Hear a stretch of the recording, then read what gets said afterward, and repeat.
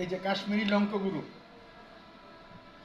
যে যেরকম ঝাল খান সেই ঝাল পরিমাণে দিবেন।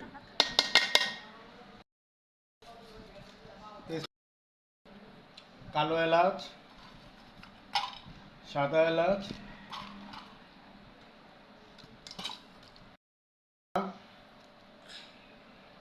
এটা হচ্ছে কাজু বাদাম বাটা আর জায়ফল বাটা, পেঁয়াজ বাটা, রসুন বাটা, আর হচ্ছে জিরা বাটা, কাঁচামরিচ, পেঁয়াজের বেরেস্তা,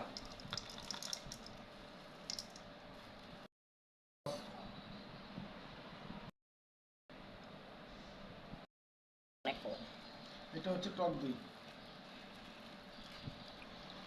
আপনার টক দইটা কিন্তু লাগবেই একবারে।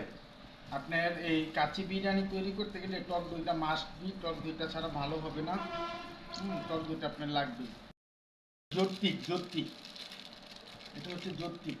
জর্তিক না হলে কিন্তু ভালো হবে না ভাইয়ারা।